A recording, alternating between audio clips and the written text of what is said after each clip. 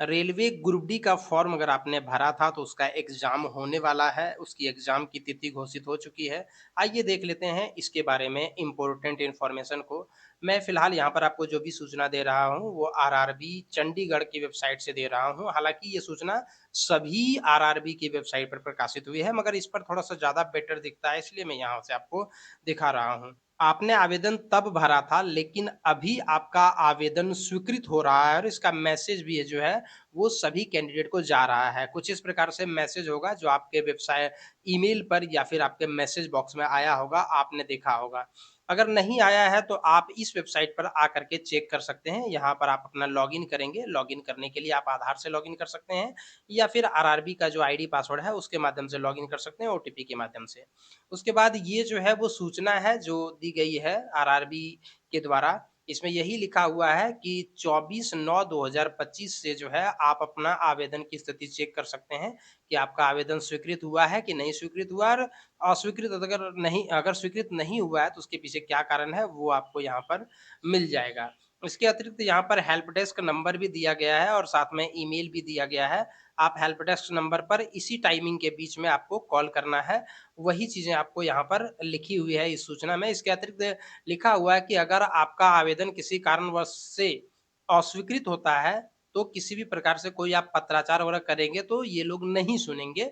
यहाँ पर लिख दिया है कि पत्राचार को स्वीकार करने में असमर्थता के लिए खेद है। मतलब हम स्वीकार नहीं कर पाएँगे इसके लिए खेद है।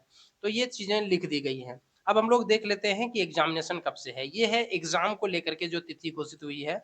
ये है वो नोटिस देखिए इसमें लिखा हुआ है CBT for various post in level 1 मतलब ग्रुप डी का जो एग्ज़ाम होने वाला है वो 17 नवंबर 2025 से लेकर के दिसंबर 2025 के आखिरी सप्ताह तक जो है वो होने वाला है और इसका नोटिफ़िकेशन संख्या है सीएन 8/2024 और चूँकि एग्ज़ाम की शुरुआत हो रही है 10 नवंबर 2025 से तो आप 10 दिन पहले चेक कर पाएँगे कि आपका कहाँ पर, किस शहर में जो है, वो आपका एग्ज़ाम है, वो आप 10 दिन पहले चेक कर पाएँगे।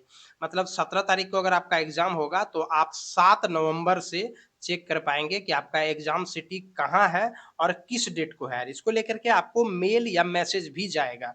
इसके अतिरिक्त 10 दिन पहले आप एडमिट कार्ड डाउनलोड नहीं कर पाएँगे, आप सिर्फ़ एग्ज़ाम सिटी और डेट देख पाएँगे।